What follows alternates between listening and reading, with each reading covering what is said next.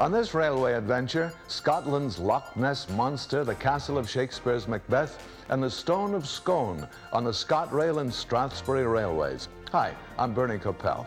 Just up the tracks, the elusive Nessie, a famed Scotch distillery, and the Rodeo Drive of Scotland.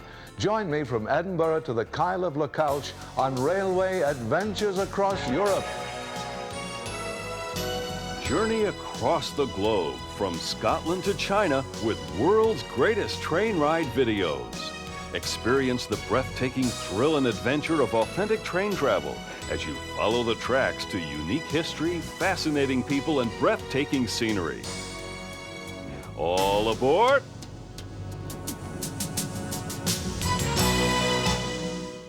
We're about to embark on a railway adventure with the allure of mystery, the promise of beauty, and the romance of a culture steeped in centuries of glory, royalty, lore, and wonder.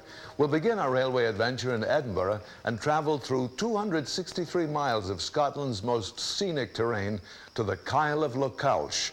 The spectacular sights, sounds, and places include Cawdor Castle, where Shakespeare's Macbeth slew Duncan; the lavish shops of Princes Street, known as the Rodeo Drive of Scotland; a massed band of bagpipers, the home of the famous Black Watch Royal Highland Regiment, Highland Games, the Dewar's Whiskey Distillery, and the bottomless lake or loch of the world's most notorious monster. Stay with us for Scottish Highland adventures on ScotRail and the Strathspey Railway. All aboard for bagpipes, trains, and Highland Games. Our railway adventure begins in Edinburgh, 350 miles north of London. From Edinburgh, we'll head north to Inverness, then west to Kyle of Lochalsh. A railway adventure through the glorious Scottish countryside is just one of the outstanding scenic routes on the ScotRail network for visitors to enjoy. ScotRail considers the Central Highlands and Kyle rail lines to be the most scenic railways in Britain. And as a passenger, you can enjoy an effortless voyage through this historic and beautiful land. Our adventure begins in Edinburgh, the capital of Scotland. Before boarding the train, let's take a moment to explore Edinburgh and visit ancient castles that were the focus of so much Scottish history. From the turret, you can look out across the entire city and countryside. And for those with money to spend, there's no better place than Princes Street, known as one of the finest shopping areas in Scotland. Stores are filled with the treasures of Scotland and reflect the proud heritage of quality craftsmanship. The Grand Railway Hotel, built in the Victorian age, will bring you back to the heyday of railroad travel in Scotland, a time when trains offered the only real alternative to horse and carriage. Waverley Station bustles below, with trains on their way to join the main lines of the Scottish Highlands.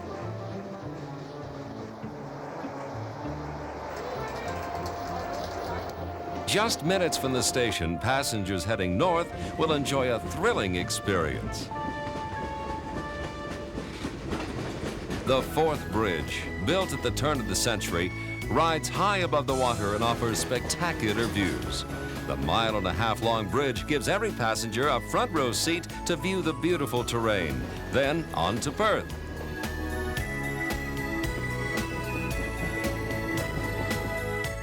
The journey from Edinburgh to Perth will take 90 minutes. Perth is known as the Fair City and is built on the banks of the River Tay. The city is famous for its fantastic salmon fishing and beautiful settings. You can stroll along a graceful bridge built over 200 years ago and gaze at this historic city lining the riverside. Perth is home to the famous Black Watch. The Royal Highland Regiment is a reminder of this country's more turbulent times and was created to keep peace in 18th century Scotland. The famous uniform of the Black Watch is worn with pride today. A majestic peacock in all its glory struts on the grounds of Scone Palace. This was the abbey where Scottish kings were crowned over the legendary Stone of Scone, until Edward I stole it in 1296 and took it to Westminster Abbey. Protestant reformers in the 16th century burned the palace to the ground, but it was rebuilt some 200 years later.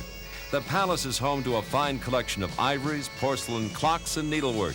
You can enjoy these treasures while surrounded by the peacocks who call this historic site home. Our next stop is the Caithness Glass Factory. Visitors are able to see craftsmen create the fine glass products firsthand. The entire process can be viewed from a special glass-walled gallery. And in just a few minutes, you'll learn to appreciate the delicate work of making glasswork by hand. From the molding of red-hot glass to the final kiln process, everything you see being made is also available for purchase right here at the factory.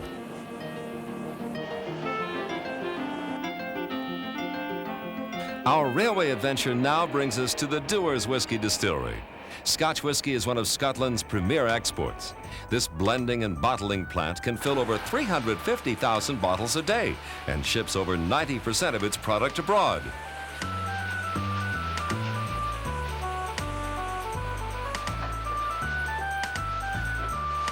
With just a brief moment to enjoy the history of Perth, it's time to move on, but there's no need to stand in line to wait for tickets. ScotRail has introduced the open station system, which means you can now buy tickets right on the train. Our railway adventure leads us to Pitlochry. As the train draws near the station, there are decisions to be made. See the sights or sample the traditional Scottish knitwear and tweeds? But a street banner solves the problem for us. The ScotRail's Vale of Atholl Band draws visitors to the sights and sounds of the annual Highland Games.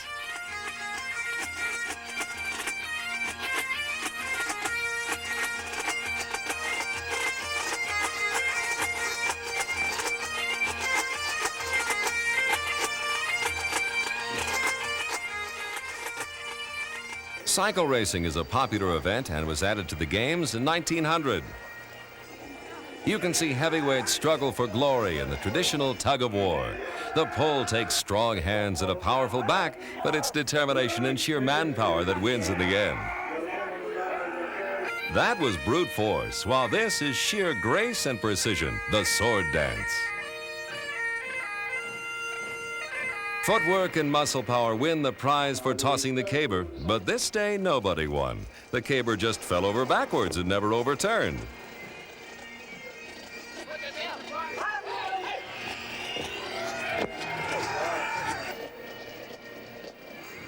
You see how high a true Scotsman can throw a 56-pound weight over the bar.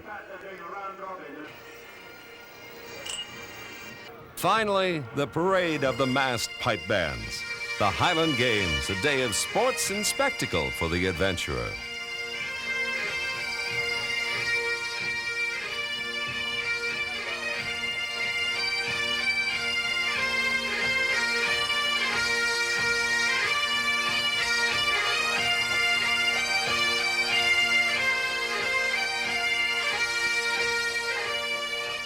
For the fishermen, salmon is the attraction. A special salmon ladder has been constructed on the River Tummel to help these fantastic fish bypass the hydroelectric station. This spectacular scene is called the Queen's View over the Loch Tummel. Queen Victoria made it famous when she stopped here in 1866. Our train adventure takes us on to the next leg of the journey, Blair Atholl. Every express train from the south is met at the station by a minibus that will take passengers to Blair Castle.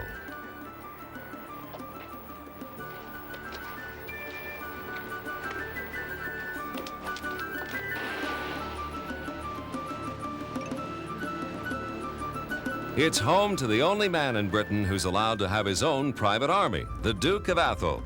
This special privilege was granted to the family by Queen Victoria. Set in extensive parklands, Blair Castle dates back to 1296 and offers a traditional welcome to all visitors.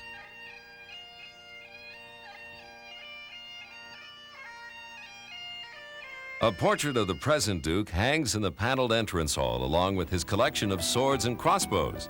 Today, the 10th Duke of Atholl still possesses enough medieval weapons to equip a small army, a reminder of days gone by and Blair Castle's turbulent history. In the dining room, visitors can see a silver table piece that was given to the 7th Duke as a wedding present from his tenant farmers. The drawing room's finely modeled ceiling and cornice look over a wealth of 18th century furniture and family portraits. The walls are hung with crimson damask and the chimney piece is white marble. These are just a few samples of the treasures that can be found in the 32 rooms of Blair Castle.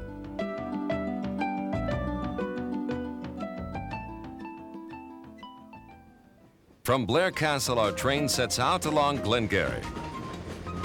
Before long, passengers begin to experience the 18-mile climb to Drummuchter Summit.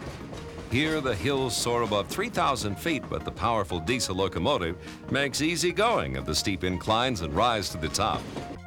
At just over 1,000 feet above sea level, we roll into Dalwhinnie, Scotland.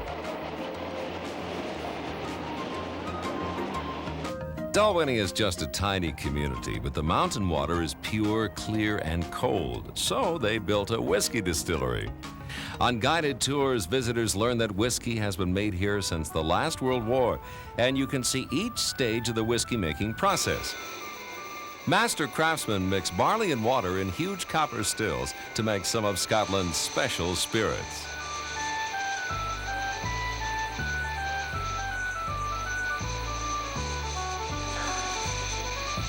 One secret of the product that has made Scotland so famous is the quality of the water and peat. But here the true secret is years of storage in old sherry casks. And it's ready to sample at the end of the tour.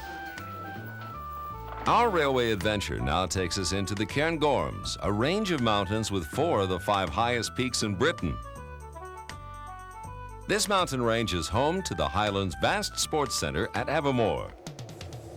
Now it's time for a change of pace, and passengers will move from the diesel to steam trains for a trip to the Boat of Garden on the Strathspey Railway. Once the carriages are coupled for the journey, get ready for 5 miles of nostalgia each way. On the Strathspey Railway, there's never a chance of being stranded by a railroad strike. Drivers, firemen, and the entire staff are all volunteers. It's just like it used to be: steam, smoke, and the soothing clank of the rails. All a part of our railway adventure.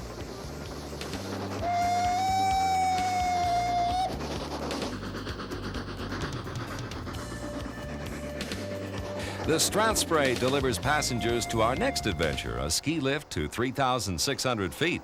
The lift brings visitors to just 500 feet from the summit of Cairngorm. From there, you can see the entire countryside, look down to the winter ski slopes, and enjoy the cool mountain breeze. Waters gather on the slopes and feed the many lochs, or high mountain lakes, below. Loch Morlich is the heart of the Glenmore National Forest Park and is fed by the mountain waters. The lake sits at over 1,000 feet above sea level, and a careful eye can see reindeer among the Scots pines and silver birch near the shore. This beautiful place is regarded as one of the most scenic inland lochs of Scotland. You can enjoy the sandy beaches and facilities for fishing, sailing, or take a restful canoe ride along the shoreline. From Loch Morlich, it's back to the train station to complete our adventure north. The train crosses the Culloden Viaduct on its journey north. It's 1/3 of a mile long and built over 29 arches. The bridge spans the River Nairn and leads us to the capital of the Highlands, Inverness. The city of Inverness is home to another wonderful example of railway building construction, the Station Hotel. Guests checking in will shortly be greeted by a magnificent staircase that sweeps visitors up to the first floor. This elegant hotel brings back romantic memories of elegant times gone by.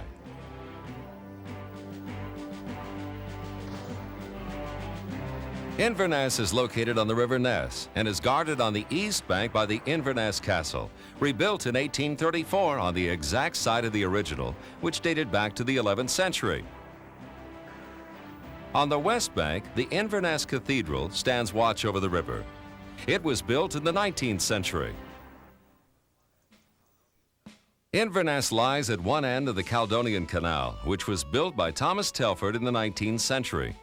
Cutting right across Scotland through Great Glen, 4 locks were built into the waterway to give the great sailing ships of the 19th century a safe and swift journey from the Irish Sea to the North Sea. Today, the 60-mile canal is home to pleasure boats.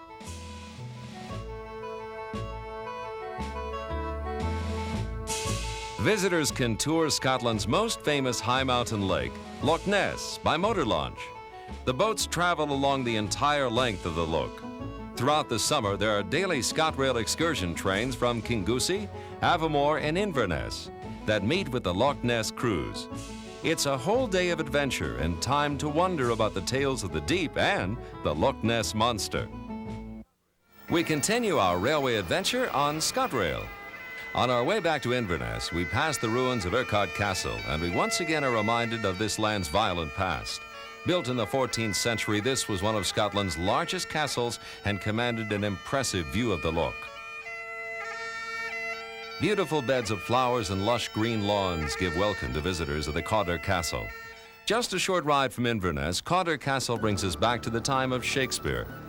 It was here that Macbeth murdered Duncan. Today, the massive walls of this wonderful castle create a warm and comfortable home for the Lord and Lady Cawdor. Visitors tour the original kitchens of Cawdor Castle and see the brass and copper cookware. In the gift shop, you'll find many reminders of those days gone by. From the Inverness station, we depart for Kyle of Lochalsh. Observation cars are added to some trains with tour guides to point out the sites of interest. These luxurious trains offer armchair seats and a buffet meal. It costs a little more, but it is first-class service at its finest. Once out of the Inverness station, we travel across the River Ness on a spectacular arched bridge. We'll pass along the shores of Bewley Firth and can see the Black Isle in the distance. On both sides of the railway, the views change with every moment and provide an endless stream of images. The Kyle line runs west from Dingwall through thick forests, majestic mountains, and lonely lochs.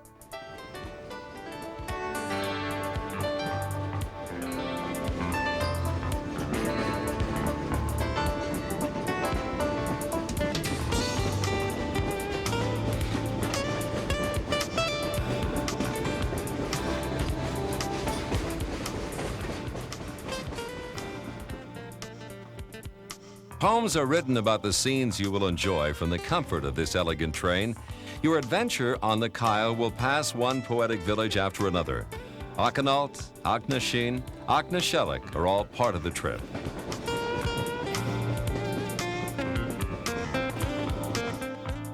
Victorian railroad builders used wagon loads of explosives to blast through the rock on their way. It was the dedication and iron will of these men that's provided us with the smooth, effortless ride we enjoy today.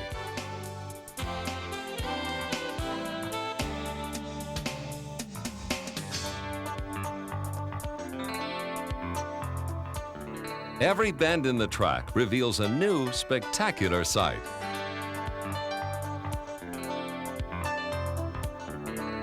The train now travels into Ploughton, set on a high peninsula in the Loch Carron.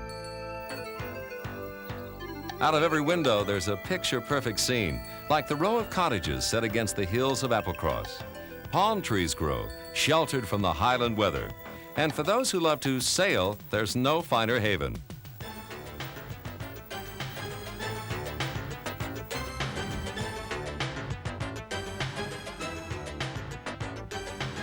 In the distance, the mountain peaks on the Isle of Skye signal our adventure across the Scottish countryside is coming to an end. But not before we see another engineering milestone for the Victorian age. The Portnacloish Cooting, an 80-foot deep trench cut in solid rock. From there, the track heads along the coast into the Kyle of Lochalsh and the main ferry stage of our adventure.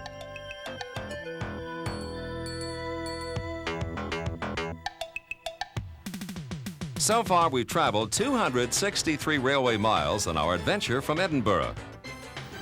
You can sample some of the local cuisine and enjoy the wonderful view, the Isle of Skye ferry preparing to dock just down the coast. It only takes a moment and a few hundred yards to cross the bay, leaving barely enough time to take in the beautiful surroundings. Skye is rich in myth and legend, and the towering Quillan Hills lay in testament to the tall tales of local farmers. The majestic Black Hills also create a 6-mile arc to encircle this tiny island. Whitewashed houses and beautiful cottages dot the foothills and add local color to the landscape of the Isle of Skye. Our island visit is the last stop before our journey home to Edinburgh. Our railway adventure through Scotland's Central Highlands has something for everyone. We found mystery, history, romance, and beauty all along the tracks from Edinburgh to the Kyle of Lochalsh. We hope you've enjoyed bagpipes, trains, and Highland games. I'm Bernie Coppell. Join me for the next Railway Adventures Across Europe. On this railway adventure, a seaside resort in Wales with a weather guarantee and the smallest house in Great Britain. Compliments of British Rail and other lines. Hi, I'm Bernie Coppell. Just up the tracks, Mount Snowdon, indoor body surfing, and Lord Aberconwy's Italian gardens. Join us from Chester to Snowdon on Railway Adventures Across Europe. About 2,000 years ago, Britain became a province of the Roman Empire. Our railway adventure takes us past an ancient reminder of Rome's occupation of Wales. We'll also visit a trendy seaside resort, ride up the highest mountain in Wales, and travel into a land with railways too small for leprechauns. Our departure is from a Victorian station in Chester, England. Our ultimate destination is Mount Snowdon in Wales. We'll discover historical treasures, botanical beauty, man-made marvels, and a miniature world. We'll see magnificent castles and a cathedral built on 14th century pillars, visit Bode Nantes Gardens, and ascend a great limestone dome. All this by British Rail, the Great Orme Tramway, Snowdon Mountain Railway, and a little side trip on the Conwy Valley Steam Line. All aboard for shore to summit. Our railway adventure takes us to the beautiful country of Wales, a small country in the United Kingdom about the size of Massachusetts, located west of England. Before reaching Wales, the trip begins in the ancient English town of Chester, about 175 miles northwest of London, easily accessible by rail. From Chester, we travel west into Wales and the port city of Conwy. From there, it's south to Betws-y-Coed and the beautiful Snowdonian National Park.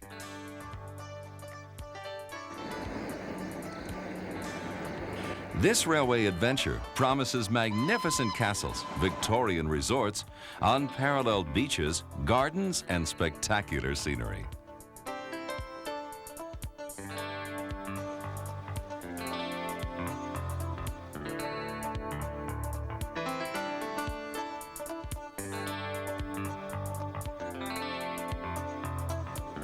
We begin with one of the popular bus tours of Chester, a city on the border between England and Wales that dates back almost 2,000 years. Chester has a long and colorful history. It was founded by the Romans and is still enclosed by ancient Roman walls, originally built to protect the city.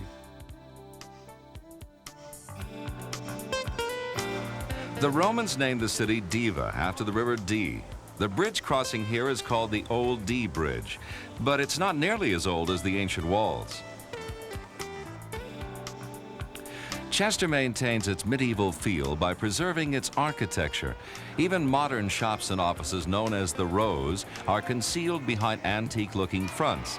The city's combination of old and modern is a delight to its visitors.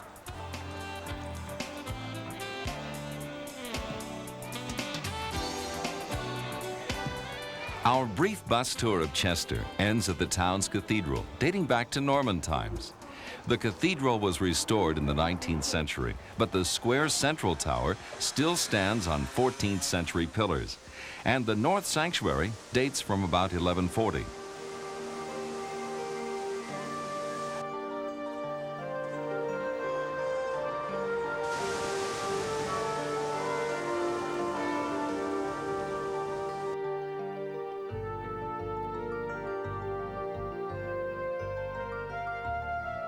From the courtyard to the sanctuary, the cathedral is much the same as it was hundreds of years ago. Calm, relaxing, and beautiful.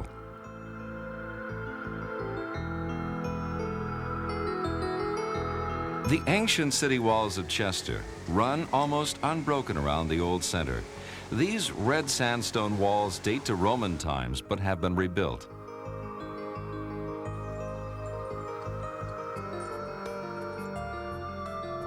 The best of the Roman ruins are found next to the walls, including the restored amphitheater.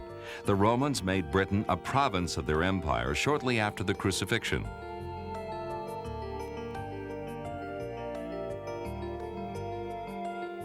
Nearby, there's a Roman temple that has been partially restored.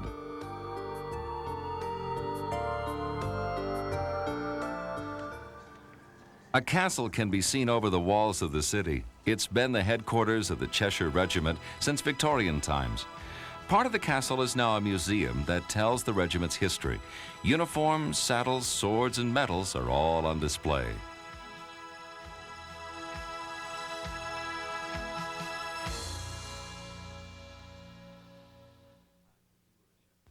Summer is the perfect time to tour Chester. The streets are just as entertaining as the history. Artists and performers hold the attention of tourists and locals.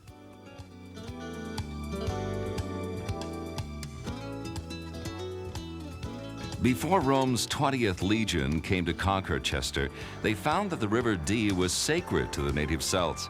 It's easy to understand why. Centuries later, the river is still a major attraction.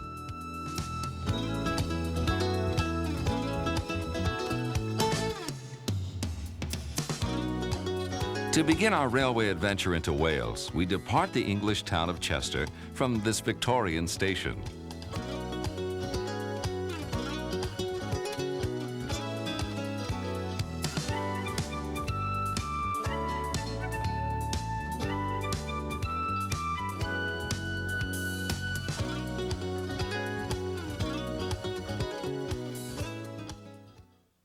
Our first stop along the North Wales coast is in Rhyl. This popular seaside resort comes with a weather guarantee. Even if the sun isn't shining outside, visitors can still have fun inside the Sun Center. A monorail glides slowly over the complex, looking down on the wave pool and water slides.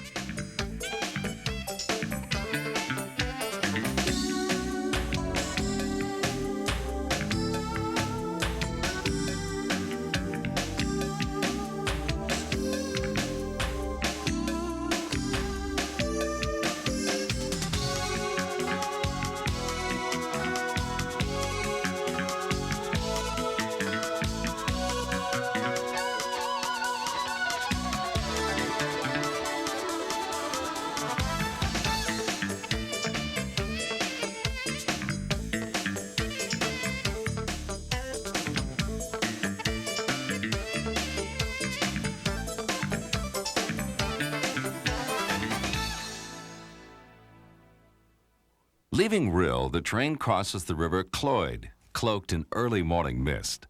The line runs along the Welsh coast to the major railroad interchange at Llandudno Junction.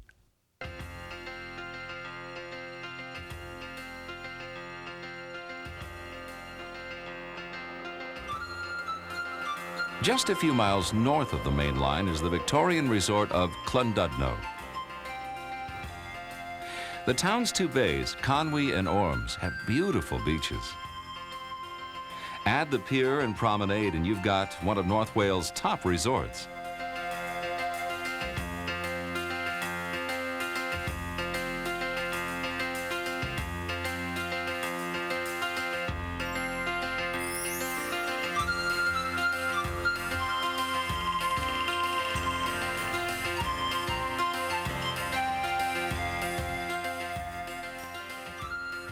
This is the station for the Great Orme Tramway. The Great Orme is a massive dome of limestone. The unique tramway takes visitors to the top. It was constructed in 1902 and climbs the steep, narrow streets at a maximum speed of 5 miles an hour, with the weight of the descending car helping pull the opposite car up the hill.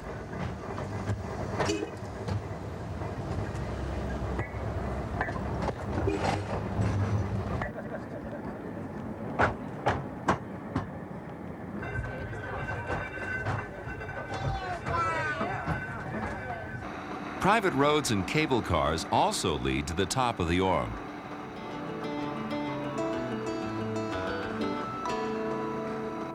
From 650 feet up, the view of the town and the bay is magnificent.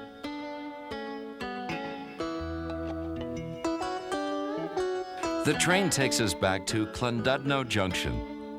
But before taking the main line south, we'll take a side trip over the narrow estuary to Conwy.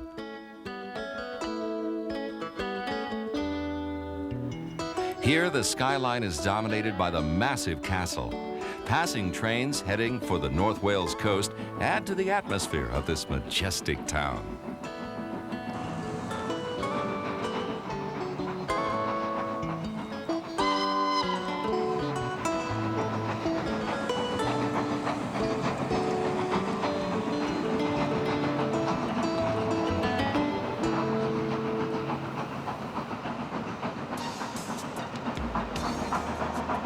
Historic Conwy's main street is a masterpiece of medieval architecture.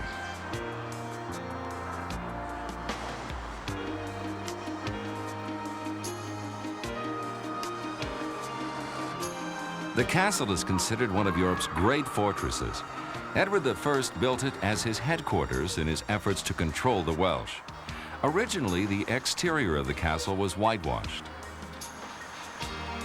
Like Chester, the town of Conwy is still totally enclosed in ancient walls, but in some spots, more modern buildings are encroaching. From a castle built in the 13th century to this Elizabethan house, the Welsh town of Conwy is a tribute to ancient architecture. This house is called Plasmar. It's protected by the National Trust and is open to visitors. Down by the harbor sits a house with a claim to fame. It's the smallest house in Britain. A woman dressed in a traditional Welsh costume invites visitors for a brief tour. Conwy is a fishing port. Fishermen still tend their nets on the quayside.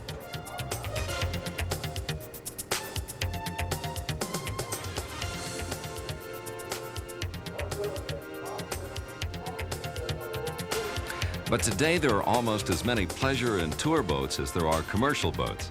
Tourists can choose a slow cruise upriver or a day of fishing.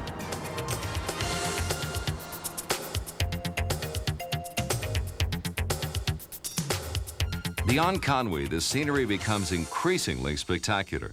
The wild lands of Sychnant Pass are just a few miles away, and further along the coast, the beaches of Conwy Bay are vast and empty.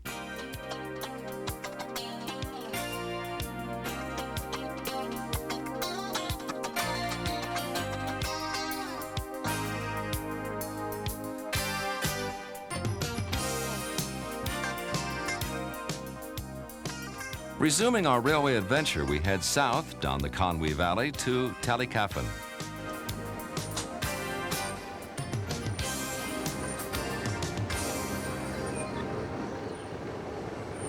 This small country station is the jumping-off point for Bodnet Gardens, said to be the most spectacular in Wales.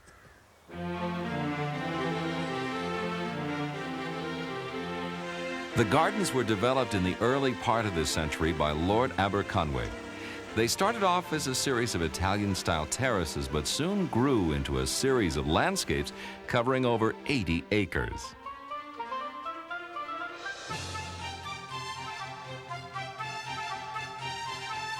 The Laburnum Arch is a centerpiece of the garden. In late May, it's covered with golden blooms.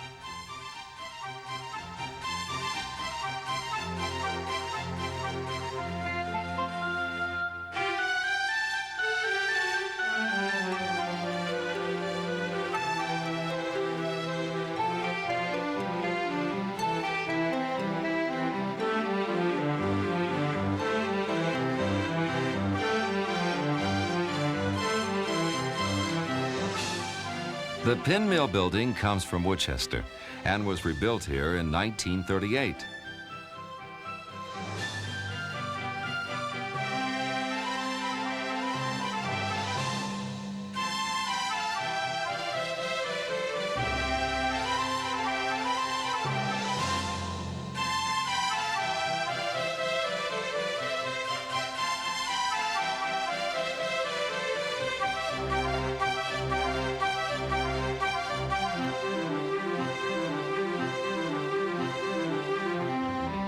At the base of the garden is the dell formed by the valley of the River Hyrethlan.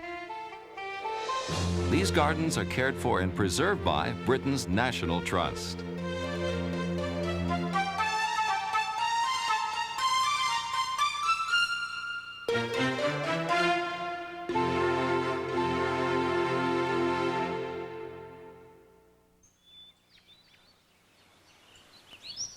Traveling through the Conwy Valley, it's on to Llandrwst. Here the Conwy River forms a natural barrier. Typical Welsh communities sit at the base of old-fashioned bridges. Shops and cafes cater to visitors passing through the valley. But a circular stone monument is a legacy left from the first inhabitants of the area.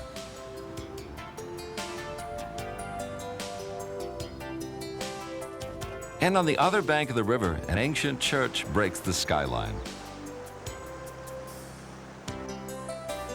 Following the Conwy River, the train is headed for Battersea Coed, our next stop. The largest town in the Conwy Valley is Battersea Coed. Adjacent to the British rail station is the Conwy Valley Railway Museum. The museum's main attraction is its steam-powered miniature railway.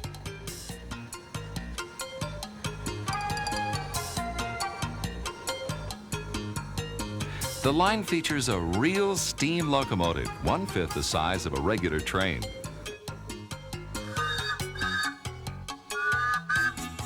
The museum also has a shop and dining car where visitors relax and watch the trains go by.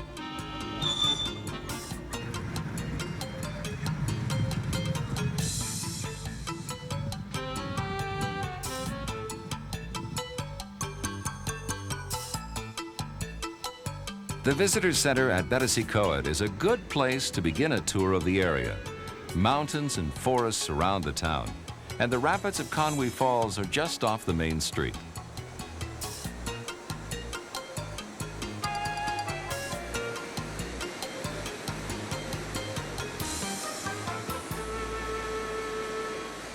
This is an area that caters to hikers, but there are also cafes, restaurants, shops, and a craft center in town.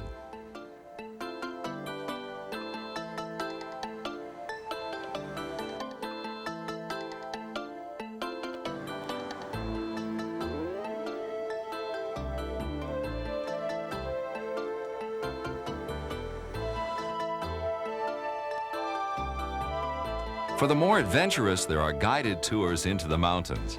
A network of hiking trails spread all over the valley.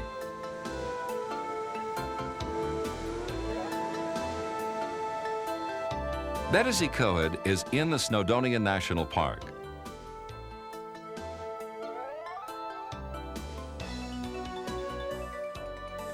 It's dominated by Mount Snowdon. At 3,600 feet, it's the highest mountain in England and Wales.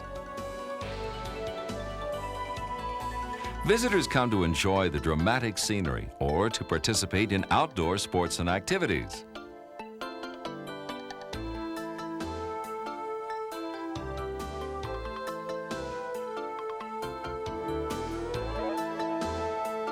Climbing to the top of Snowdon isn't all that difficult, especially if you take the Snowdon Mountain Railway.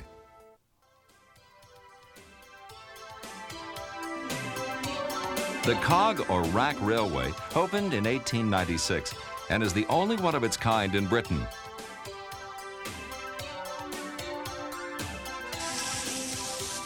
Thousands of people climb to the summit every year. This 838 square mile expanse of mountains, valleys, lakes, and foaming waterfalls is a hiker's paradise. And from the top, the views span in all directions.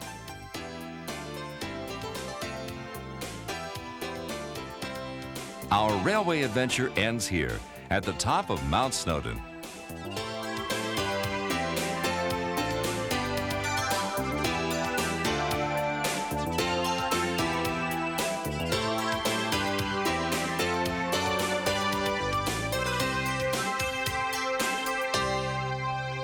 The trip from Chester to Snowdon has taken us from sea level to Wales' highest summit, and yet we've only sampled the spectacular railway adventures of Wales. We hope you've enjoyed Shore to Summit. I'm Bernie Coppell. Join me on the next Railway Adventures Across Europe. On this railway adventure, a castle of a Welsh king and a journey into the earth as we travel Wales by the Blaenau Festiniog Railway and British Rail. Hi, I'm Bernie Coppell. Just up the tracks, slate mines, and the home of a man who changed the world. Join me from Porthmadog to Festiniog on Railway Adventures Across Europe. We're about to travel into the heart of Wales. Although it's a small country, its people have had a great impact on the world. Throughout history, they've battled to maintain their spirit of independence. It should be no surprise that a Welshman founded the League of Nations for the sake of freedom and peace worldwide. Our adventure begins on the coast in Porthmadog. From there, by 2 railways, we'll travel to Blaenau Festiniog and the slate mines. During our travels, we'll see castles of both Llywelyn the Great and Edward I, and an Italian-inspired Welsh village. We'll also tour slate mines by battery-powered train and visit the boyhood home of a man who changed the world. All this and the scenic splendor of Wales by British Rail and the Festiniog Railway. All aboard for Heart of Freedom. Our railway adventure begins in the tiny country of Wales. It's an ancient land of proud and fiercely independent people and beautiful rugged landscapes. The native language is not English, as we will see from the names of villages on our Welsh adventure. The Welsh language and heritage are actually Celtic, and the best way to learn the history, language, and landscape of Wales is to travel the historic Blaenau Festiniog Railway from Harlech to Blaenau Festiniog. The history of the Festiniog Railway begins in the early 19th century. Then the small country of Wales was no more than a beautiful and remote mountain area whose people managed to live by farming.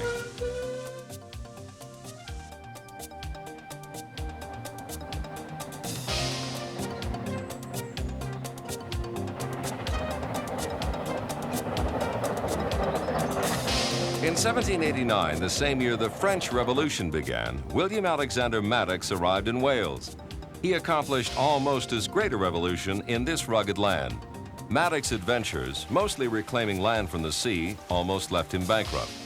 One project involved building a great bank of land, known as the Cobb, to block off the River Glassland. But Maddox soon began thinking of slate. He then turned inland to the present-day city of Blaenau Festiniog. He built a port for shipping slate produced in Festiniog. And in 1828, Maddox began building the forerunner of today's Festiniog Railway. Reminders of this railway can still be seen today. The loaded slate trains traveled to the port driven by gravity alone. The empty cars were returned by horses.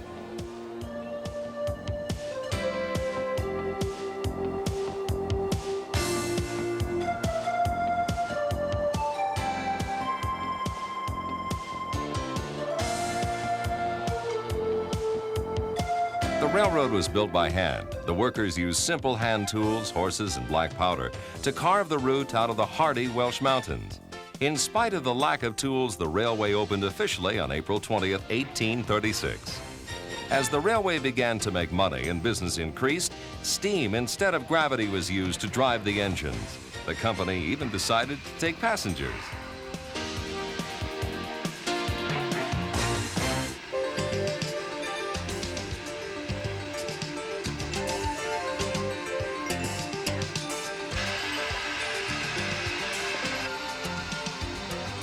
However, the gauge on this railway was too narrow for steam locomotives in the 1840s. So it wasn't until October of 1863 that the Festiniog Steam Railway was opened for business. The declining demand for slate forced the railway to close on August 1st, 1946, after more than 100 years of service. However, a new railway era began in the 1950s. In Britain, people who wanted to preserve the picturesque railways began a major restoration movement.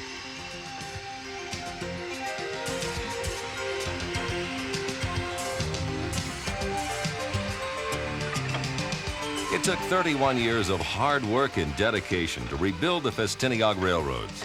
On May 23, 1982, the first restored passenger train entered the Blaenau-Festiniog station.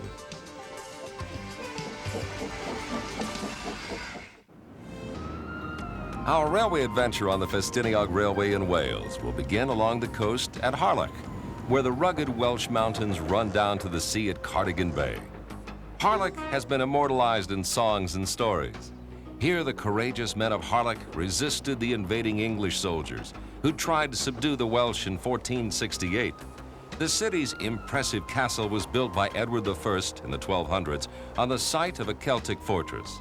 Edward hoped to use this and other castles in Wales to overcome the fierce Welsh resistance to an English takeover.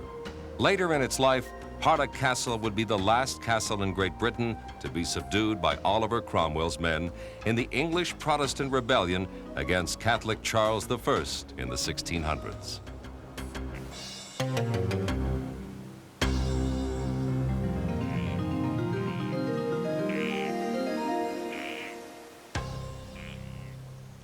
Across the Tremadoc Bay from Harlech stand the ruins of another magnificent castle on our next stop, Criccieth.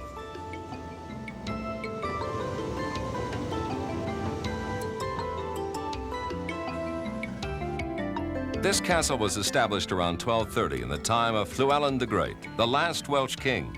Sacked and burned in 1404, the castle was never restored.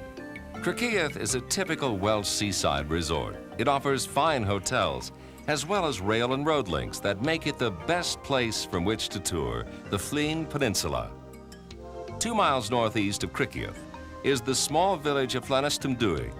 Here is where Britain's World War I Prime Minister David Lloyd George spent much of his early life.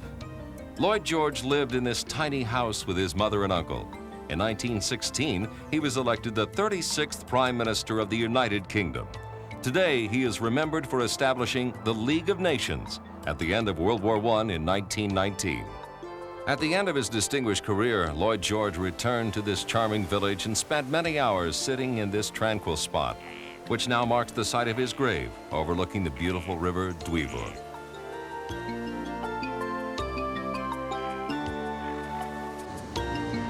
East of Criccieth is the major town of the area, Porthmadog. Here, the rail journey to the small slate mining city of Blaenau-Festiniog begins.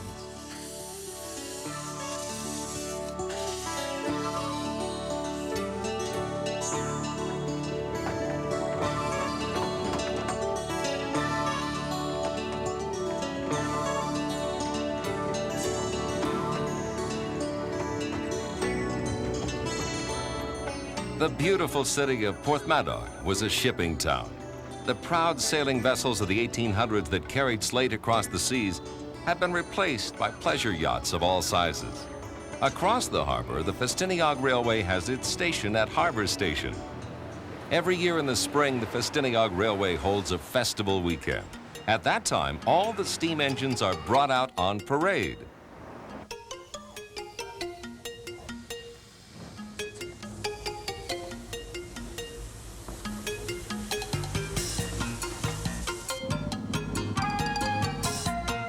This is Rishra, being prepared for the festival.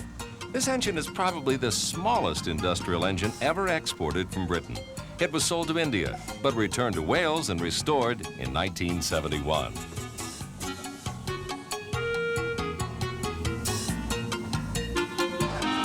On another siding is Shalloner, a rare vertical boiler engine. This weekend, Shalloner is giving rides to visitors.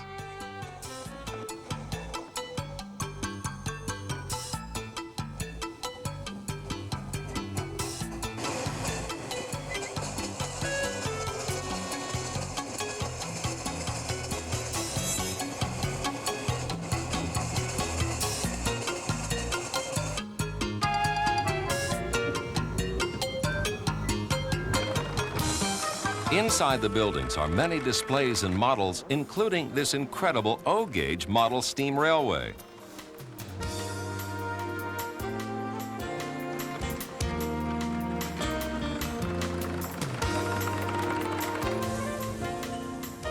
During this weekend, photo sessions are set up especially for the visitors, and the engine workshops are open to the public. The engineers demonstrate new, modern equipment as well as old.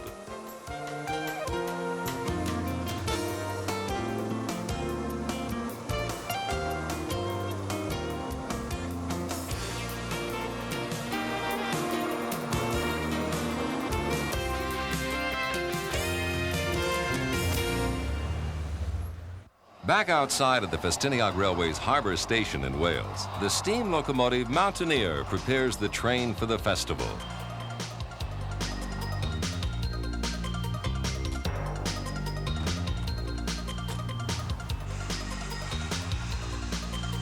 Mountaineer will take us to the town of Festiniog. This engine was built by an American engine company in Paterson, New Jersey. Originally built for the War Department, Mountaineer was used in France during World War I. It was donated to Festiniog in 1967.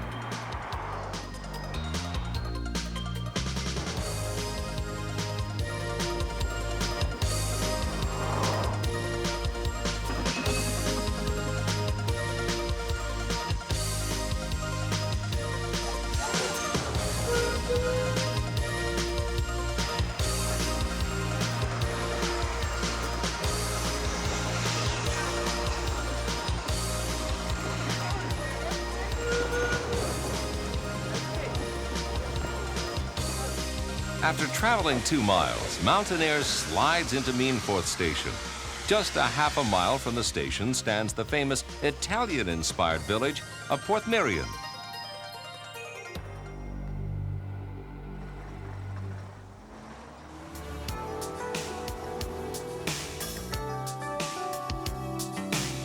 Set in 70 acres of subtropical woodland in a narrow valley, Porthmeirion offers ever-changing scenes of architectural and natural beauty.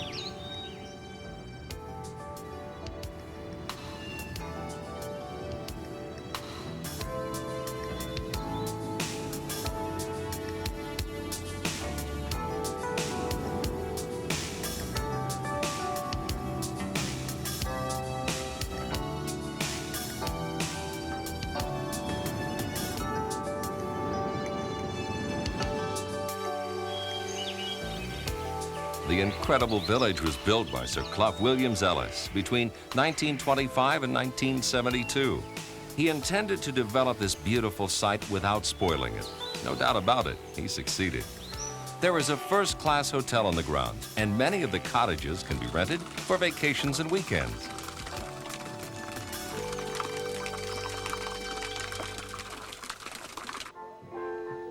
Back at Meanforth Station, the festivities are in full swing. An antique player piano provides background music while railway staff parade in period costumes.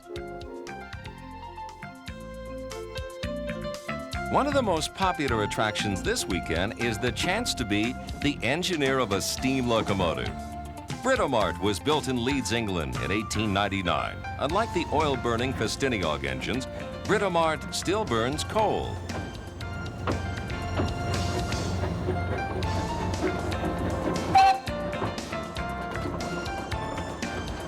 All ages can enjoy a ride on this railway. Here is a scale model of a Darjeeling Himalayan railway engine.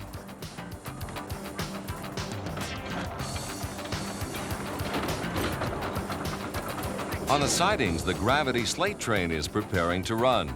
In the past, the fully loaded slate wagons ran the full 13.5 miles down to the harbor at Porthmadog by gravity alone, controlled only by brakemen. Once unloaded, the empty wagons were hauled back to Blynie Festiniog by horses. The slate train is hauled up the line to just below the next station at Penflein and released. After a gentle push, it runs by gravity back to the Meanforth yard. The only control the brakemen have is a simple handbrake system. With careful synchronization and skill, they can still manage to bring the heavy slate wagons to a gentle halt.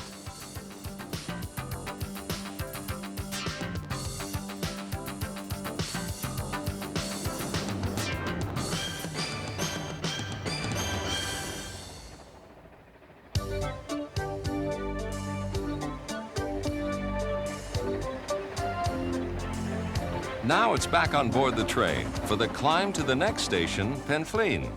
The train needs a double engine because of the steep climb through the rugged Welsh mountains.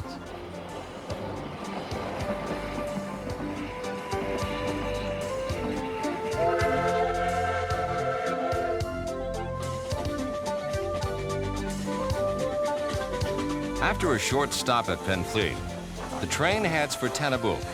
Once outside of Penfleet, the line runs mostly through the beautiful forest. Branches from the trees threaten to scrape the sides of the trains at times. Just out of Tennebuch, 7.5 miles from Porthmadog, the train encounters a steep gradient. Here is where the two engines are really needed. Climbing high above the beautiful valley, the train approaches one of the technical marvels of the railway. At the next station, Theolst, the engineers reconstructing the line in the 1950s faced a major problem. They could not use the original steam route to Festiniog because the Central Electricity Generating Board had built a reservoir for electrical generation on the original track. So the engineers had to construct the railway higher to bypass the reservoir.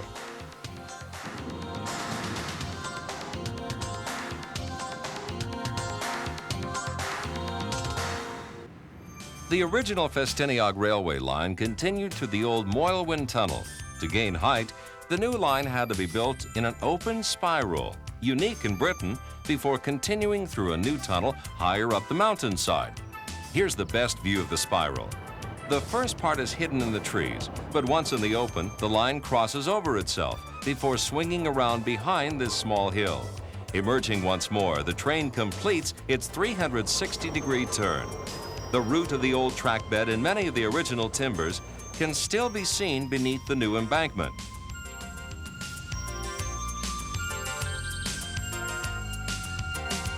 Now through Moylwyn Tunnel, the train sweeps around the reservoir at Tanigrishiai and arrives at the station of the same name.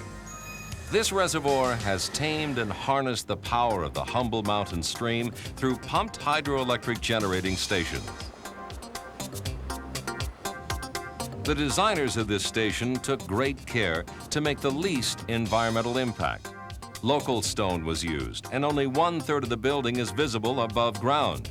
At peak periods, this station is capable of sending 360 megawatts of electricity from 4 enormous turbines into the national electric grid in under 60 seconds. At full output, the water leaves the upper reservoir 233 yards higher up the mountain at a rate of 132 million gallons per hour. The station was dedicated in 1963 by Her Majesty Queen Elizabeth.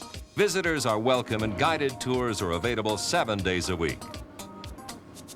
But now, back to the rails. The final section of the railway runs between houses on the outskirts of Blaenau Festiniog. Man-made mountains of slate waste, reminder of the past, surround the town. Visitors can take buses from the center of town to the slate mines at Fleckwaith, on the outskirts of Blaenau Festiniog.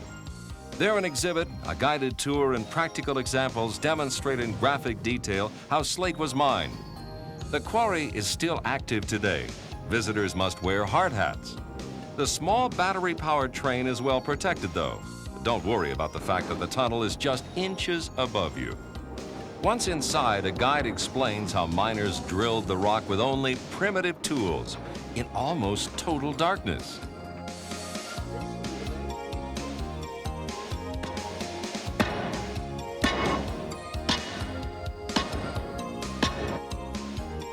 Slate exhibits inside the mine illustrate the harsh conditions miners used to work under. Emerging once again into the daylight, be sure to see the slate being cut by an expert. The slate must be initially split and then cut down to the required size. Our railway adventure on the Festiniog Railway ends with a return trip to Porthmadog. We'll have plenty of time to reflect on the enduring spirit and strength of the people in this tiny country of rugged landscapes.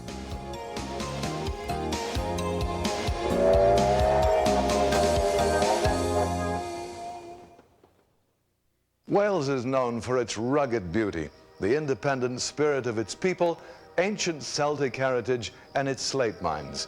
We hope you've enjoyed Heart of Freedom. I'm Bernie Coppell. Join me on the next Railway Adventures Across Europe.